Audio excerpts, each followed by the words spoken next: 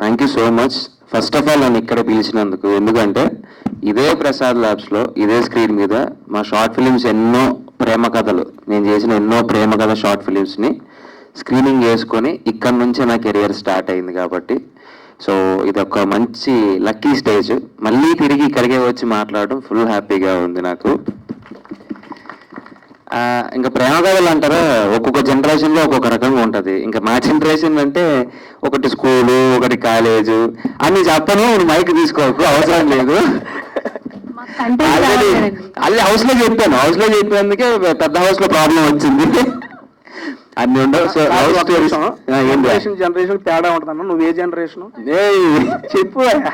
నేను ఎప్పుడు చెప్తున్నా, ఈ బ్రదర్ ని నేను స్కూల్కి వెళ్ళేటప్పుడు సీరియల్లో చూసేవాడి. Sorry college. ఒకసారి వాడి మీద పక్కన నించో పెడితే ఎవరేజ్ కరెక్ట్ చెప్తారు. కొంచెం తిని పొద్దయ్యానులే కానీ. కొంచెం తిని పొద్దయ్యా. సార్ మాట్లాడు.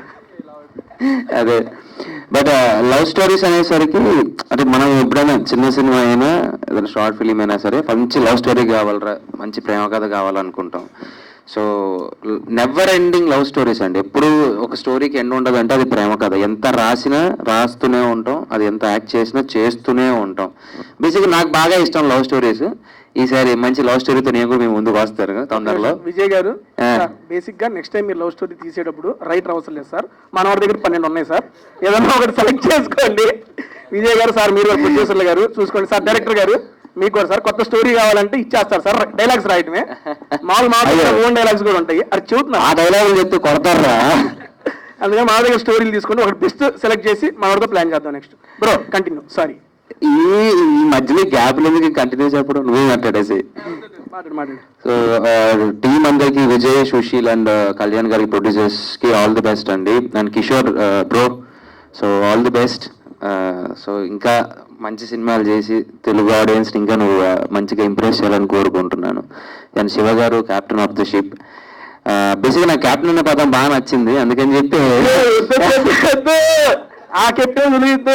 ఏమండి, బిగ్ బాస్ లో ఎంతమంది కెప్టెన్లు ఉన్నా ఆఖరికి 15వ వారం కూడా నాగార్జున సార్తో కెప్టెన్ అని పిలిపించుకున్నావయ్యా నువ్వు. అండ్ మాటి వాళ్ళు గిఫ్ట్ గా ఇచ్చారు కెప్టెన్ అని చెప్పి. దానికోసం శాయి శక్తిలా ప్రయత్నించావు. మనోడు అయ్యాడు కెప్టెన్, మనోడు చేసిన కెప్టెన్ కూడా ఏడే ఉంది. నెక్స్ట్ మాట్లాడేది ఇబ్బంది లేదు. ఒరే ఎందుకు కెప్టెన్ అంటాను ఇది నీకు? Because captain of the ship కాబట్టి. అనవసరంగా అడిగాను, మాట్లాడు కదా అందుకే. సార్ శివ గారు ఆల్ ది బెస్ట్ సార్. నిజంగా అంటే నేను ట్రైలర్ చూశాను సార్. బీచ్ దగ్గర ఉన్న ఒక సీక్వెన్స్ ఉంటుంది, తనకి ఇక్కడ దెబ్బ తగిలితే తను ముద్దు పెట్టే ఆ క్యూట్ చిన్నవి సీన్స్ చాలా బాగుంది సార్. రొమాంటిక్ గా చాలా నీట్ గా ఉంది. అండ్ లాస్ట్ ఫైట్ ఒక ఊరంతా గొడవ పడడం రావడం అదంతా చాలా బాగుంది సార్. చాలా నచ్చింది. All the best sir, congratulations.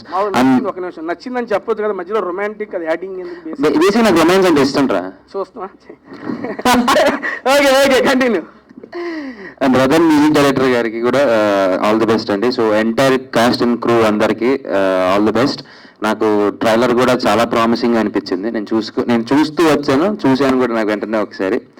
All the best అండి, ఆల్ ది బెస్ట్.